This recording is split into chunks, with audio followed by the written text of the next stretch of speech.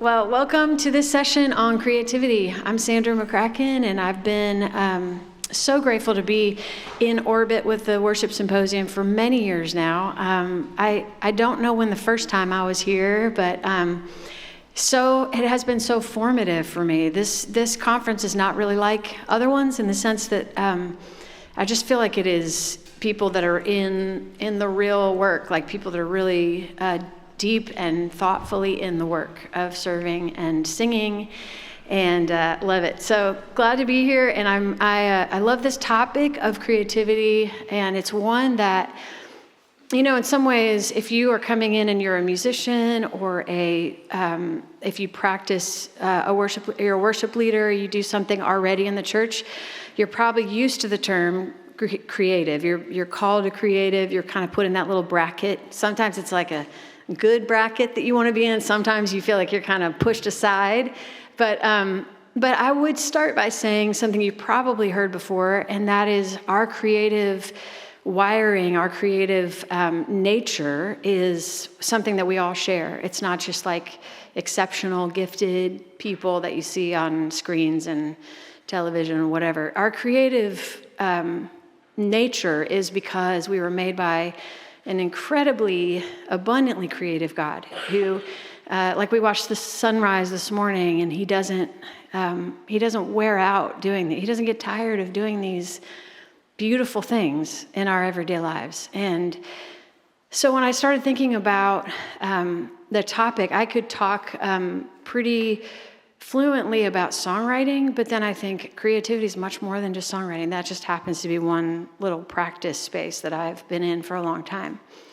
And then I thought of a few years ago, I spent some time at a place called Arasha up in Canada, and some of you guys might know this area, but I was there in the late spring, early summer, and they do an incredible job with creation care, and it's a big farm, and there are so many different trees and birds and flowers. And when we were on this property, I woke up in the morning, and about an hour before the sunrise, you start to hear this song, this choir of birds. And they start a little bit, and then another one, and all these different species of birds began to sing. And I found out from my friend Miranda on that trip, she said, that's the dawn chorus. And she just was like, of course you know this. And I had never heard it. And also being in a place where you were out and you could hear all the inflection and just the swell of sound with these different bird songs. So I guess I would love to start the conversation of creativity to say that our creative nature is the dawn chorus. That is, there's no qualifier other than God made you and he delights when you sing back to him in the song that you've been given to sing. And so then I think about birds, and I think about my parents my dad was a biology teacher for many years, and they have a bird book they've been married for 50-something years, and they have a bird book that shows like where they've seen different kinds of birds. And when I think about all those different birds, they teach one another, right? The birds imprint songs from like one generation to the next, and they begin to learn the song. And some of them actually do an incredible job of mimicking songs. Like the mockingbird doesn't have its own innate song, but it mimics the song of other birds, and sometimes car alarms and cell phones, and they can pick up anything and sing these songs. And I think, like, what are the things that imprint upon us? Like, what are we exposing ourselves to? Where do we position ourselves in our lives that would begin to imprint the song, you know? And it's childhood, but it's also the whole life. Your whole life is you are imprinting creative sounds, in a sense. Like and I think when the psalmist talks about like sing to the Lord a new song, he is putting you in a place today or next week or in 2 months or next year that you haven't seen yet, but yet in that new place, there will be a new song. And so I think some of what we do in our creative life is learning to listen and to say yes and be receptive to the song that the Lord is giving us by way of all kinds of other secondary sources, you know, and to say, and we do have even responsiveness and responsibility to say, that is not a song I want to keep singing, right? Like if there's a song that is imprinting on you and you keep coming against that place, you keep hearing that song and you're like, I don't want to sing that song, right? So remove yourself from the place where you're hearing some song that would pull you away from that song that God is calling you to sing, if that makes sense. So this whole image of like the dawn chorus is kind of where it starts for me when I think about creativity. Creativity is something that we're made for, and it's also something that is a practice. It's like a life practice. So when you think about this innate creativity that we all have, I think there are some other interesting parts of that illustration of the dawn chorus that open up for me. One is that it's communal. So it's our natural design is creative, and then it's communal. These birds are singing and modeling this thing together. And they're not all singing the same, but they're singing together. So we learn our songs from one another. We watch in early childhood how our parents and caregivers respond to pain or surprise. And that begins to start a song. And those songs can change. They can be improvised. They can, it's remarkable, like all that can happen in the course of your lifetime. And the other thing that's interesting about these birds and the dawn chorus is that it's seasonal. So if you were there, I wasn't there in the middle of winter at this particular farm in Canada, but there is a season of winter where you don't really hear that swell of birds, or even if I live in the city and there are some that'll come to our feeders outside, but there are seasons where it's just very quiet in the morning. Sometimes I'll hear an owl, but the assurance in that is that your creative life might also not be 365 days a year looking the same way. And so there's grace to receive that and to try to pay attention to it. And maybe to even ask the question of prayerfully, maybe journaling or just asking the question of what season am I in, And you might be in a long winter. There's a great book called Wintering that I read this last year that just talked about what it is to settle into this season that may be more quiet or less fruitful, less productive. But that doesn't mean that there's not still work being done under the soil and in the ground. And that's really good news when you feel like, man, I don't have anything to sing about or to write about, or I'm not even a creative, right? But I just want to give you permission to speak back to yourself that those seasons, the quiet seasons, are not a sign of God's absence, but just like the trees in the winter that you can't see the leaves, it doesn't mean that they're not alive, but they're storing up for the new season that is coming. And so in that storing up season, you might have different rituals. You might do different. So for me, like winter season, if I think about this last season, I feel like I've been in a fall, and I've been in kind of just a lot of things coming to an end. I could make a list of all these things where it's like, oh, that season's like ending. I'm finishing this project.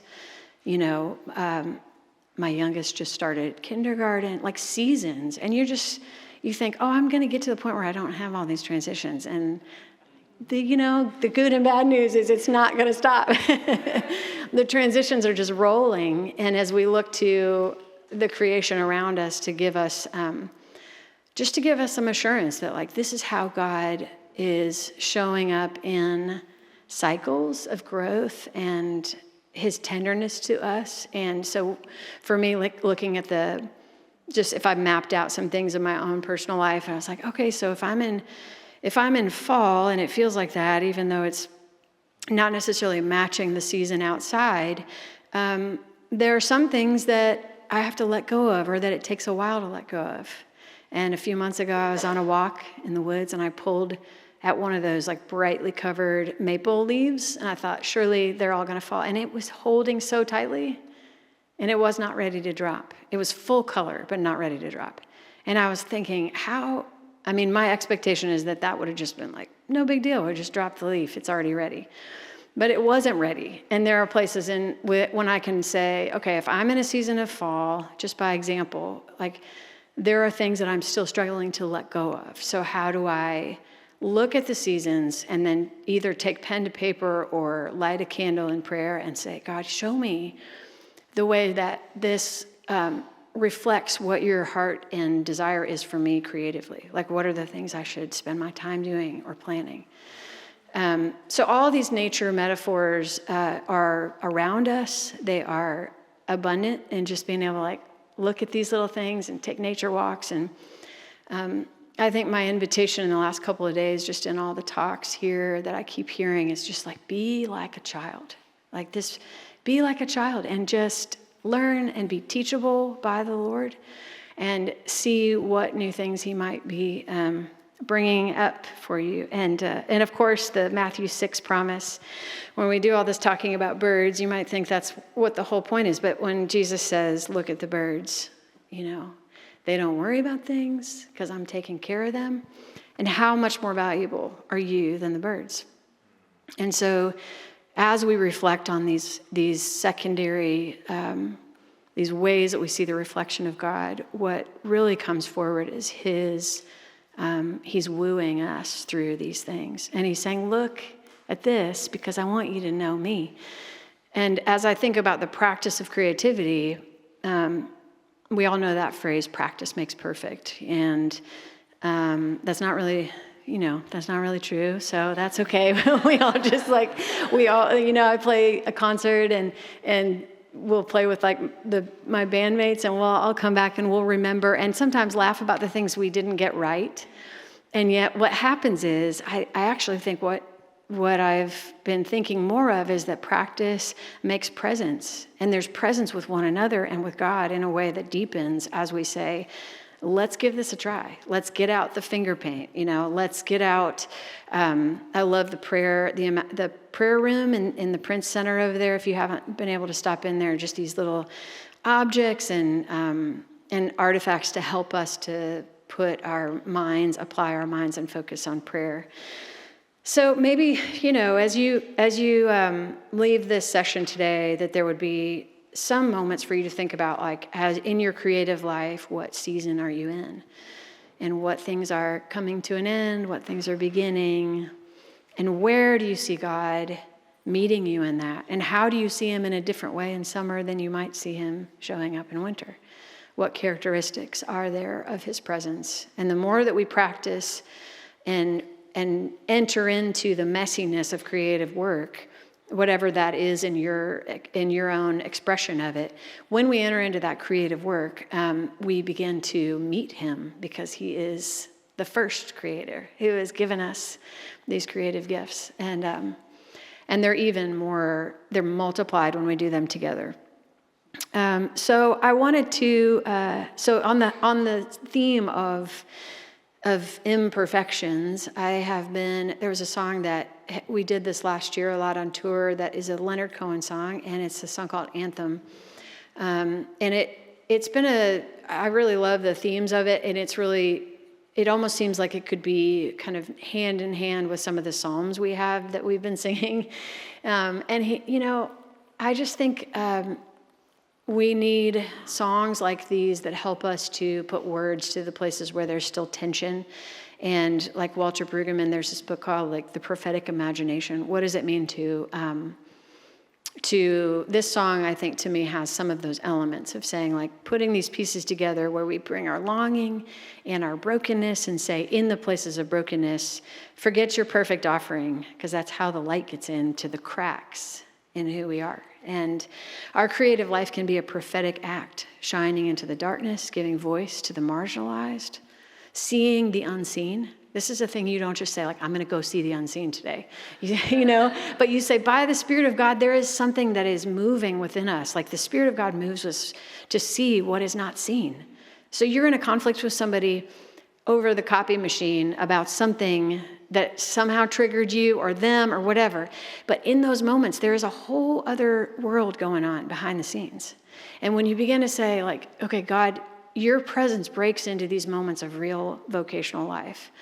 And in those places, there is a crack in everything, and that is how the light gets in. So I need these like songs about imperfection because they bring me closer to the presence of God in my real life. So I'll sing a little bit of this one. It's called Anthem.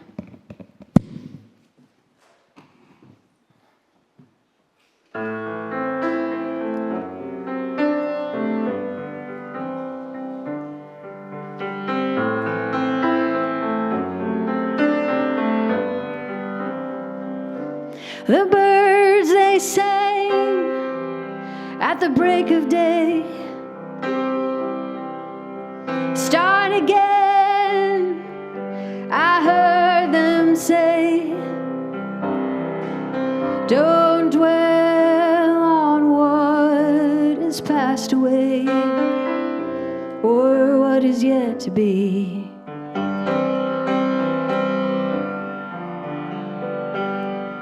All the wars, they will be fought again. The holy dove, she will be caught again. Bought and sold and bought again. The dove is never free.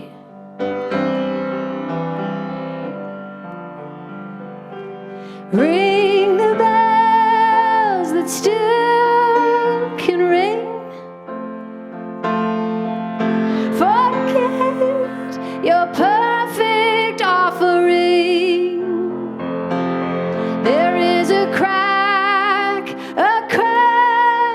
in everything. That's how the light gets in.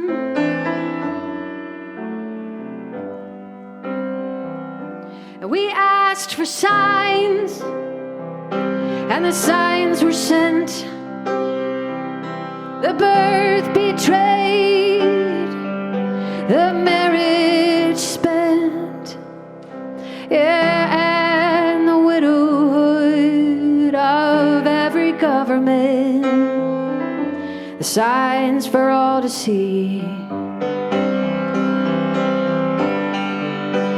And I can't run no more with that lawless crowd, while the killers in high places say their prayers out loud, and they summon up a thundercloud. They're gonna hear from me.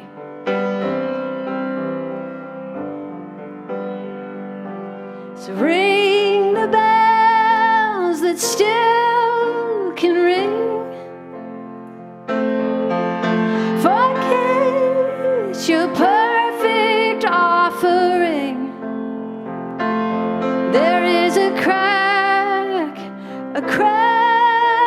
in everything. That's how the light gets in.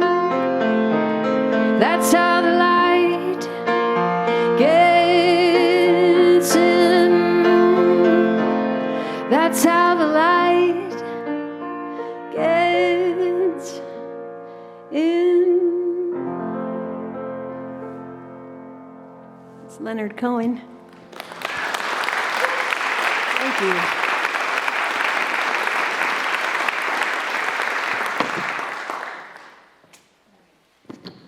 It's interesting how even like in a season, I haven't played that in a couple months. A lot of life changes in a couple months, and then you start hearing new things. And when you make, when art is made, when something is made, it is a capturing of a moment, and yet somehow there is this movement of, well, I think of it this way. Sometimes our memories are just like holding a ball of yarn. You know, just like this messy thing, and yet God is weaving those threads, and He holds all of it. And there's memory in there in the things that we make, and the memory gets drawn out, but nothing that you have experienced, nothing has gone unseen by this God who has made you, who has called, and He's going to call forth those things out of your heart. He will enlarge your compassion. There's like a passage in Isaiah that talks about widen the tent stakes, you know, meaning like make some space, because God is going to fill you with His Spirit. And in doing that, then He'll draw out these different experiences you've had, and the things that you make are these reminders. They are these Polaroids, in a sense, of where God has been faithful to us. And then we look at those, and we also look to this, to the future. Last week I watched there was this old film of The Secret Garden. I watched it with my youngest, and there's a child in the story. His name's Colin, and he's basically a shut-in. I mean, literally, they haven't let him see the light. They're like, no, he's sick. And he's experienced grief. He lost his mother. There are all these things in his story. But as the story goes on, you see there's one moment where two of the children, Mary and Colin, are talking, and she's telling him a story, and he doesn't understand. It's an imaginary story. And he's like, no, that cannot be true. Something that large couldn't fit in someone. It's just this whole imagined thing that I don't know all the exact description of it. But what I noticed in the story was he, throughout the story of The Secret Garden, he opens himself to not only the light from the windows, all the things that shut him off to the world and to the outside world and to himself, began to open up. And this story just shows the slow reversal of grief and brokenness. And I just enjoyed the part, it's happening through children, and they're all figuring this out as they go. And something about entering into that story really made me think about the practice of imagination to first tell the story. Could you imagine this thing would be different? Could you imagine what it's like outside? And he's like, well, what I might get sick? And it's like, well, or maybe not. I don't know. I don't know about spores, but you might not. And so as the story goes on, and he learns to walk, and he's out in the fresh air and in the garden, and there's a literal garden that becomes this place of beauty and restoration that comes through what was a lot of very real pain. Some of the ways that imagination can be cultivated that have been really helpful for me. One is the practice of lament. And I've had a lot of songs. I have a lot of sad songs over the years, but I have a lot of songs that have been about moving through lament. And I think some of it is because singing was a part of the way I process and express things, even since I was just really little and journaling. But I know even a few years ago, our community had been through a really terrible event, like a communal trauma. And during that time, somebody gave us a copy of, it was actually like a workbook of Dark Clouds, Deep Mercy. And I, as much as I thought I knew about lament, I worked through that workbook during that time.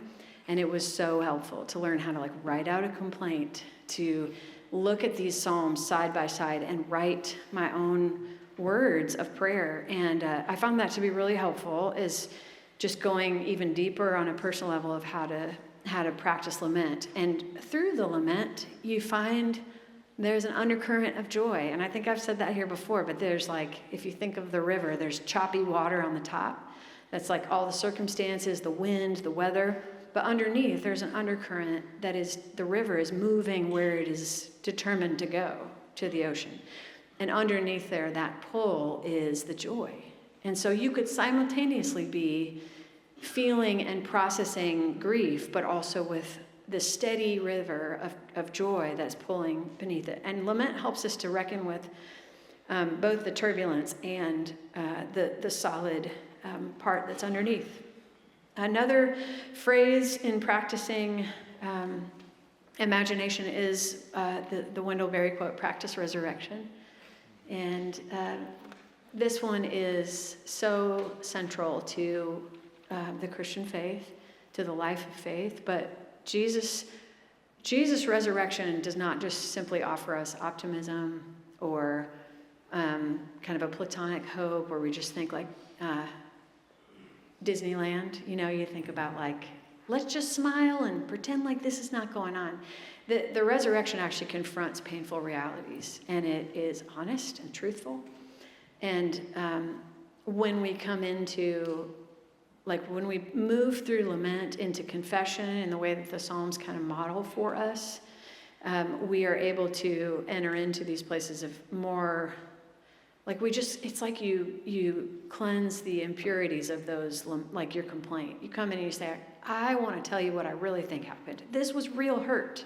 This is a real situation this is not okay, right? And before you can say, there's forgiveness and all these things, you move through the complaint and through the confession. And this is like under the umbrella of creativity because it actually produces art on the other side that is more authentic and more dynamic because you've actually gone through the real work of honesty. And I don't think we can do that quite as deeply without looking at this practice of resurrection. As we create and dream for what my friend Mako Fujimura, he talks about newness. Like there is a new thing that is happening. And as a painter, he does that with minerals and with gold and with brilliant colors.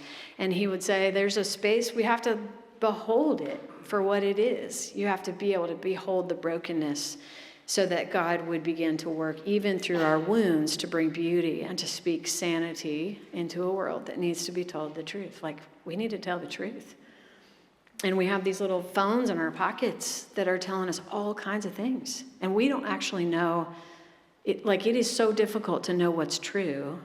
And when you have this thing that's telling you a whole lot of things that are not true, and we, even those of us that have read the Bible for many years, it is not, like, I think that continuing to go back to the Word of God and continuing to, meditate on the truth and the beauty of God is essential to be able to have these phones in our pockets, and we're gonna enter into this. We're gonna stay in it. We're gonna be part of it, and we're gonna be agents of God's light in His kingdom in this world. And that doesn't mean we're gonna burn all the phones. It just means we are going to need to have a steady appetite and diet of the Word of God in addition to that.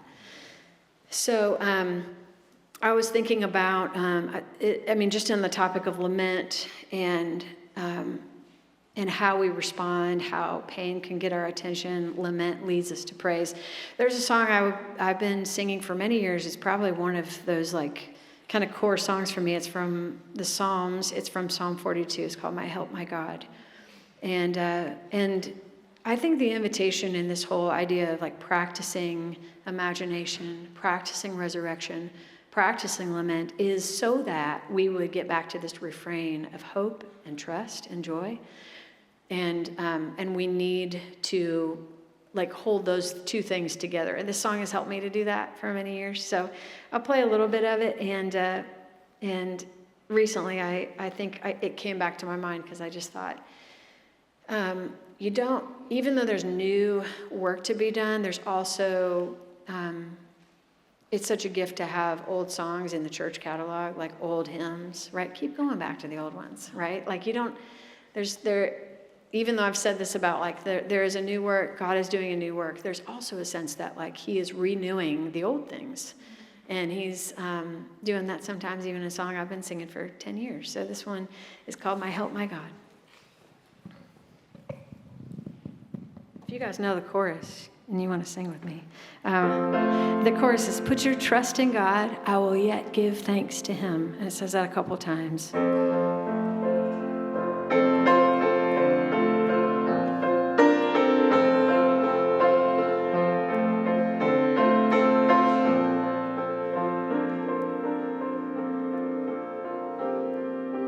Why are you so full of heaviness? Why are you disquieted within? Oh, my soul,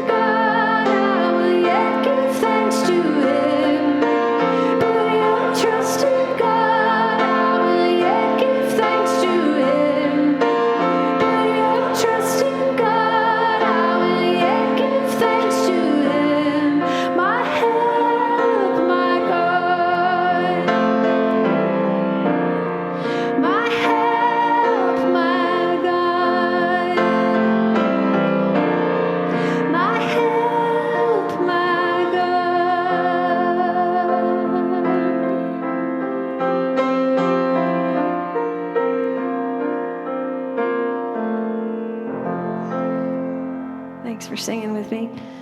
I just had a memory of singing that. Thank you. I think when I first wrote that song, not long after I wrote it, I played it at a Vesper service in here. I don't know if anybody was here that night, but the remembrance of God's faithfulness again. I mean, every time, right? And it is regardless of where you make these little creative artifacts, if for you it's painting or gardening or baking, hospitality, there are like a lot of ways that you may not think of. Language, encouragement, caregiving. There's so many different ways you can express this work of these little human activities, creativity and imagination. But then what is happening beneath the surface of that is what 1 Peter 1 says, we are born again to a living hope through the resurrection of Jesus Christ from the dead. I love that that's I have this little book of common prayer that has the one page of like daily devotionals. And for so many years, I come back to that and I think, but every single day there's a living hope. There's a living hope today. And I need it because because I am a little bit worn out from whatever yesterday was, right? or even from like half a day. So I need a living hope again. And that hope begins to speak not only just to the comfort that we need in the moment, but it begins to speak into an imagination of a kingdom that is breaking in. So if you are in an office, if you are in a classroom, if you are in the home, in these different places where we're sent to do the work and commissioned out to do this, there may be ways that God wants to break in with a new hope and meaning a new form. Like, what are we doing that would bring more life into this? How could this serve my neighbor in a way, or how could I see what is not seen? What am I missing? And asking these things prayerfully and doing this together and asking one another in trust of saying these things to our friends and our neighbors and saying, help me to see, because we don't always see ourselves the way others do. And when you create, I think one theme that is so important in this is to remember that you are not the product.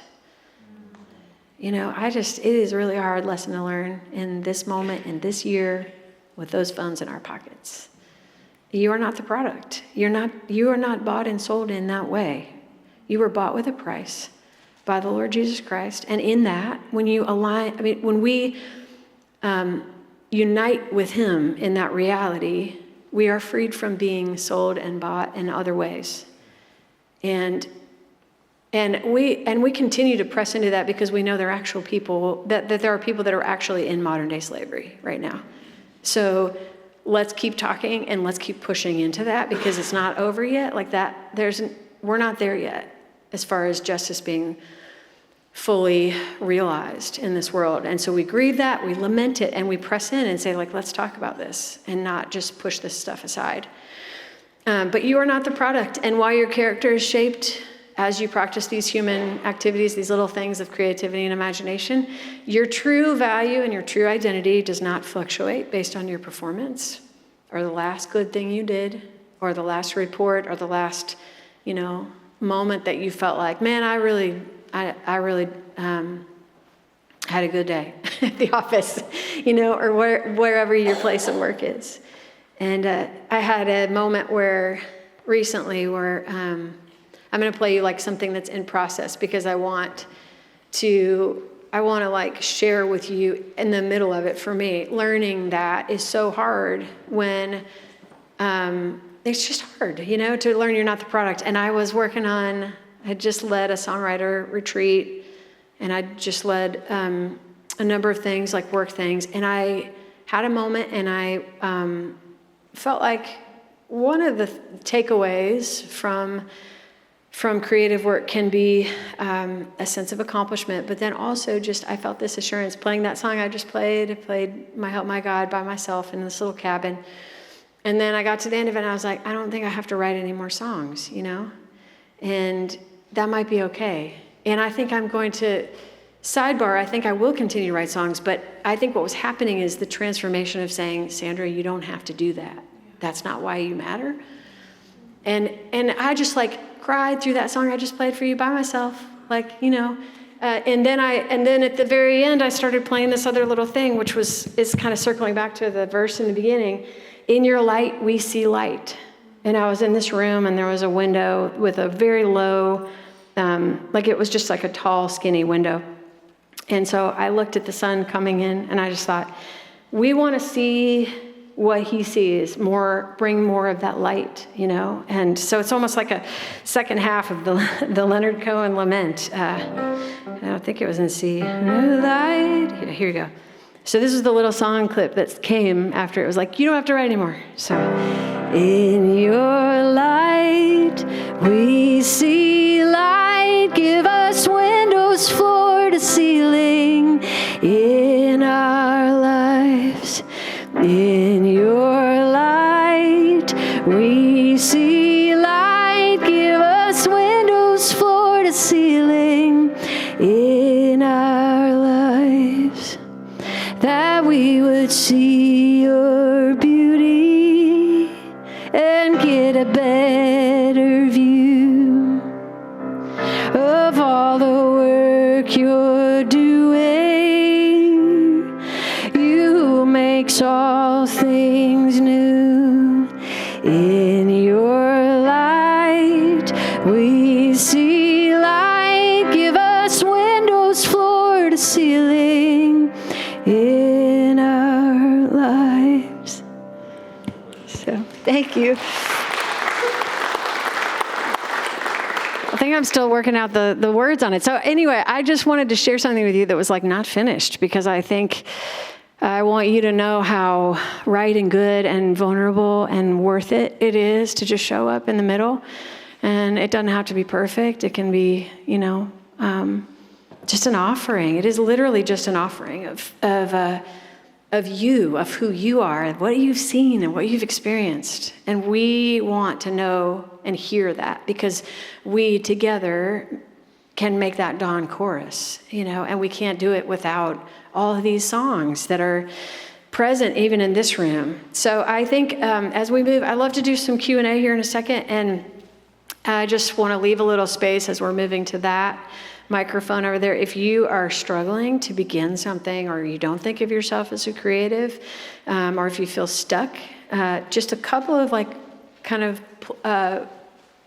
practical steps that have really helped me. One is to spend slow time in the Word of God. Don't study it or you don't have to be smart about it. Just show up to it and let it feed you. But it's that Jonathan Edwards thing that says you could talk about honey and you could know, but until you've tasted it, you don't actually know. You haven't really experienced honey. And so think of the Word of God in that way. Some of my favorites, like the first chapter of John, Isaiah, praying the Psalms. Lately, the one that's really captured me is the Ascension. There are two places where I just keep coming back to when Jesus blesses his friends and sends them out. And then they go with such joy. And there's just abundant outflow at that time.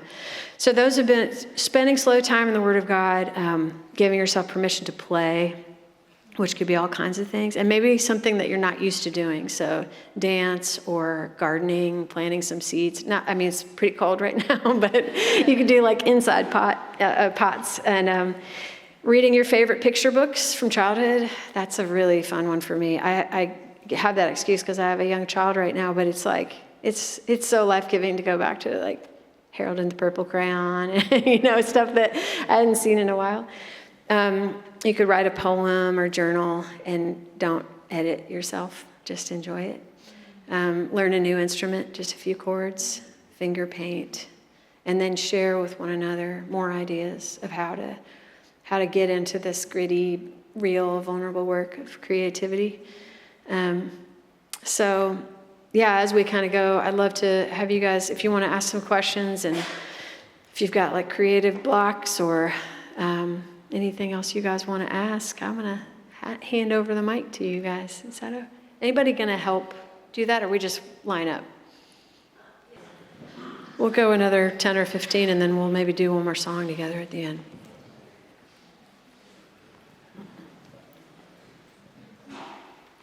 Hi. So right now in my life, I'm going through a transition of being a musician to being in ministry full-time, and it's very different for me because I'm used to the product of the music coming out and that being my creativity. So what words of wisdom would you have to like shift what your creative output is and how to still have that be fulfilling? Does it seem like, follow-up question would be, does it seem like the new role is you have less creative space, or it's different, some different job description, different roles, basically? Just different. Yeah, I think I had a friend talk about how important roles are, like that you could be invited into a season of life where you are asked to do a role. And I think that's part of why, so I've used this analogy maybe even in one of these talks before, but Joni Mitchell talks about crop rotation in her work. So she'll do like painting, and then she'll do an album, and then she put her guitar down for a while, but she kind of works different parts of the land in a sense, if it were a farm. And I think that's been helpful for me to know that you might be called into a season of this kind of ministry and this kind of a role. And knowing that you have done other things at different times is just like really good information, because then you recognize your whole identity doesn't get wrapped up in the new role, and it wasn't all wrapped up in the old one, and there are going to be more roles coming in the future, and we have many parts and many gifts in the way God has made us. So there may be something that comes awake for you in that. So in a sense, maybe some of the encouragement would be like this, like the reflection about what season are you in. If you're in a new season, maybe trying to identify what are some of the roles, the things that are being expected of you at this time. And there may be things that you want to protect and preserve that are outside of that job, outside of that 9-to-5 time, where you're like, I still want to do these 3 or 4 things in my free time, and just make sure that part of you is thriving.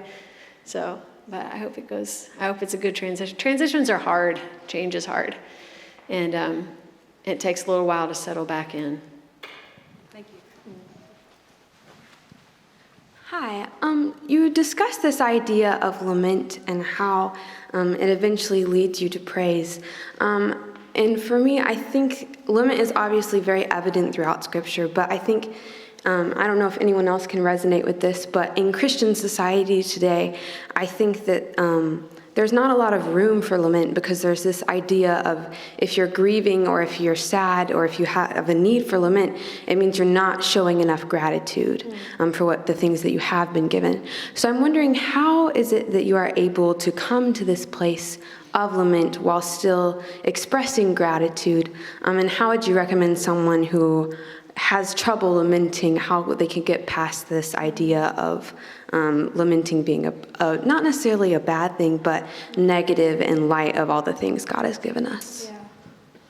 Yeah, that is a really good point, that there are different personalities in our church communities especially, or in Christian communities.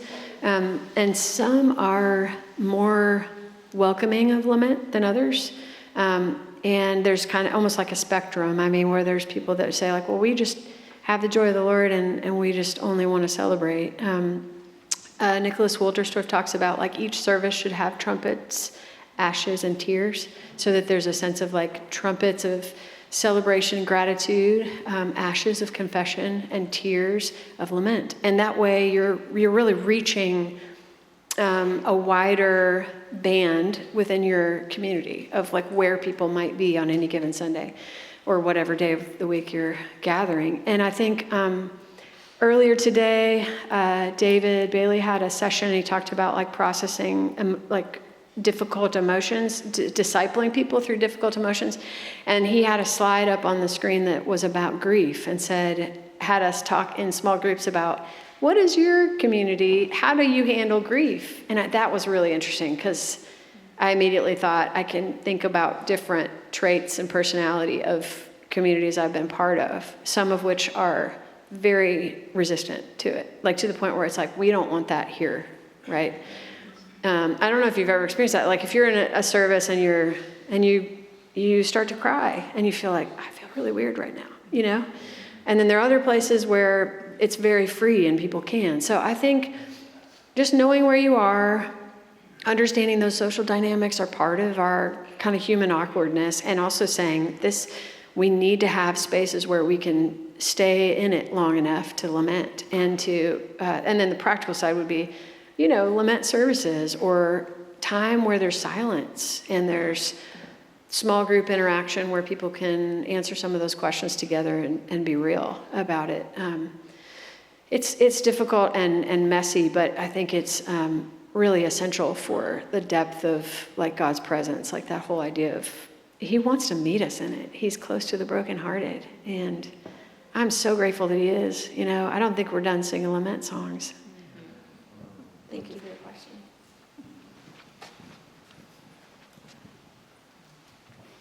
Anybody else have anything? Are there any places or roadblocks?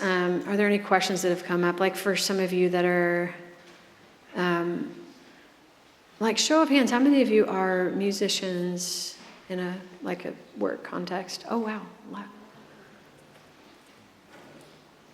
Yeah, and then do you have, I'm kind of wondering, or what are the places where you feel most creative in your work, and some of the places where it's most challenging to, be creative or think differently about what you're doing? If anybody wants to volunteer. Yeah, so I lead worship at a church, and sometimes when I'm thinking about songwriting, and especially like worship songwriting, I find that I have an idea that I'm really excited about, that feels like innovative to me, and then I'll look and find that like 12 other people have had the exact same idea that I've had. And I just wonder if you've wrestled with that, and what you would, like any encouragements with the, I guess, feeling like there's nothing I can do that's new. Oh, that's so true. I mean, it is. I feel that a lot. And I think there's a sense that the more we practice, the more we get closer to our true voice in whatever creative expression we have. And so I think it does help exposing yourself, like listening to more, a variety of things, like styles or types of songs. And I think it's also okay to mimic, and to say like, that's what we're talking about with the birds, right? They learn their songs from one another. So you have to be, I say that within range, right? You don't want to sing the same song. I would not want to condone plagiarism, but I do think there's a sense that we can borrow and then we can reimagine and keep on doing that in a way that gets closer and closer to your true voice. And over time, I think that will begin to emerge. Also, not everything we write, not everything that I write is useful, and that's okay. It doesn't all have to, some things are. And so if there's another song that does it more effectively, I'd rather it be someone else's song than mine in a context, And so being willing to just have this element of play, and then if it's just like something else, be like, well, it's fine. It was fun. I enjoy doing it. Mm-hmm. So I think somewhere in there where we become that kind of childlike, teachable self, and then the good stuff begins to really emerge. So thank you. Well, you're definitely one of my stylistic birds, I guess, to use your metaphor. So I love that.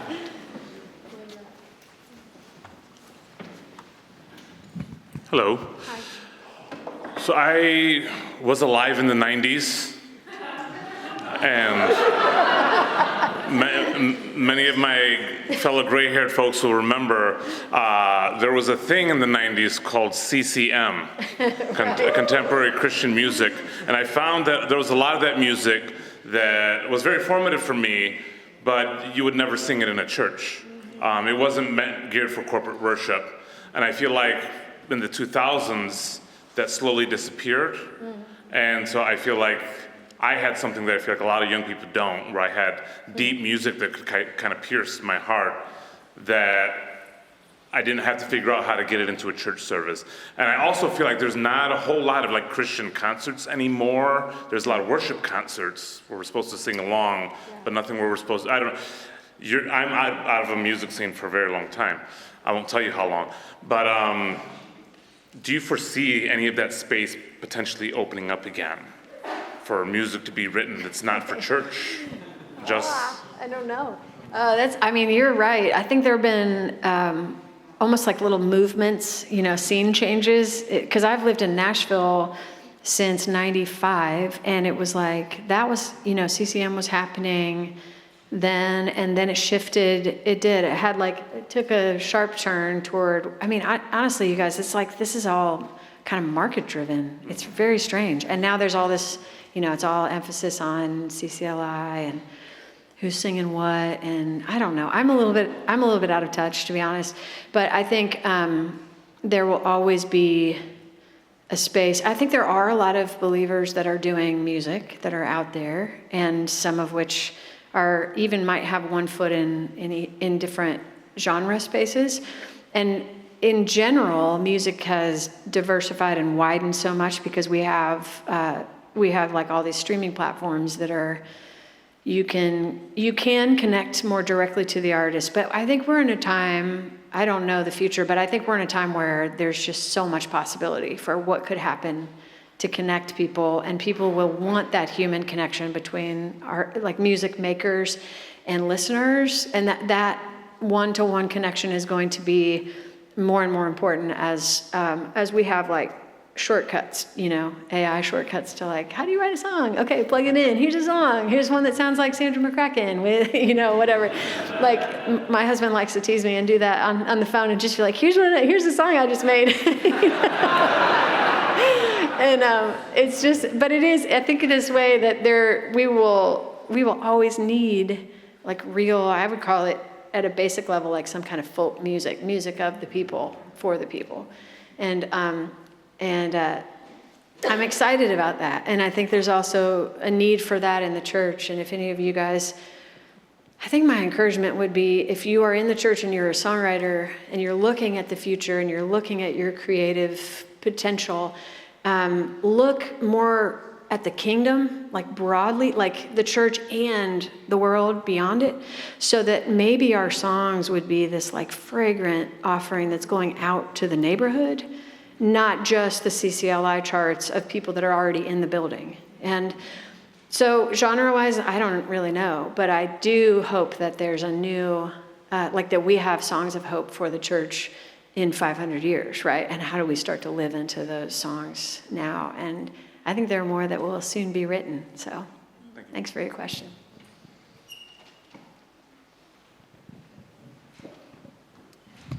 Yeah, so my question has to do with creativity, collaboration, and being an introvert. Good. How? Because I process kind of internally, which can come off as I don't want to collaborate with somebody else, which is brainstorming sessions are very extroverted. I need to stop and think because I'm listening to everybody and take it in, and then I have nothing to offer, so then it's easier to do it by myself. But it is my job to create worship services. Right? And for it to be a cohesive thing. So I'm not songwriting, although I've done a little bit of that, but it's more creating a worship service where there are multiple people who will be enacting it. And it feels like I might be writing a play and directing it, but you want people to have an authentic part, whether it's, can you write this piece of liturgy, but this is the vision for it? And how do you do collaboration as an introvert in creative spaces? Yeah, man, I feel your question. I get it and resonate on all of those points. And it makes me think of a simple answer would be a C.S. Lewis quote, which would be that when he says, humility would be thinking not less of yourself, but thinking of yourself less. There's a forgetfulness, I think, as you deepen into that work and you risk the vulnerability of it, then you begin to just be okay if it doesn't go well, if it doesn't present, and again, the playfulness, right? So the humility and the playfulness become your friends in it, and then you're like, okay, trying not, for me, it's been years of trying to say well, I don't have to ruminate over it, right? If it didn't go well or if that rehearsal was, a disaster or whatever. And the more quickly I can kind of push that, move through it and keep going, then I don't get stuck thinking about myself and how I did. But I think you're right. The introvert part and making sure you're getting that time to recharge is so important, because if I'm kind of maxed, it's very hard for me to cope in stressful work situations or collaborative situations.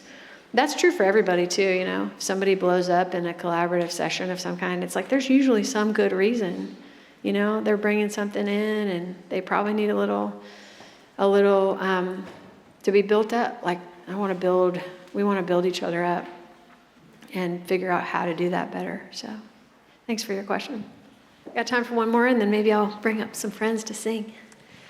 You've touched on this a little bit already, but can you speak a little bit about how you balance when you're being paid to be creative while still honoring the seasons that we go through, if that makes sense? Your job is being creative. Oh, yeah. Yeah, does that make sense?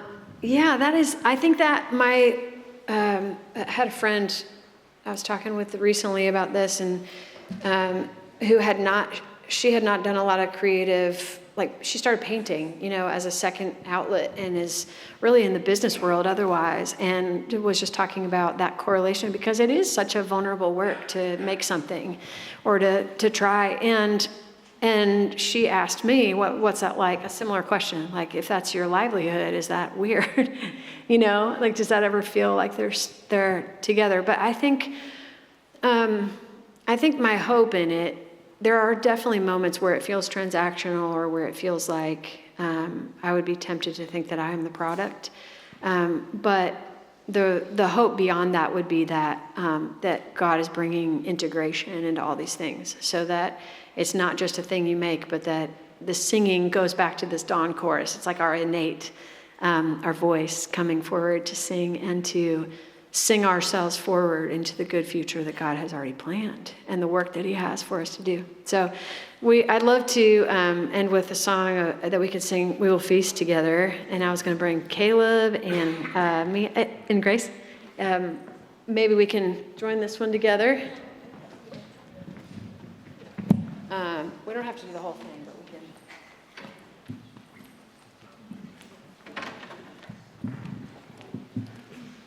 I'm not going to sing on the mic, actually. You guys ready? Let me get my... You guys know We Will Feast? So this one I wrote like more than 10 years ago, and yeah, I'm just grateful for the way it sings forward, and I hope it does that for you all too.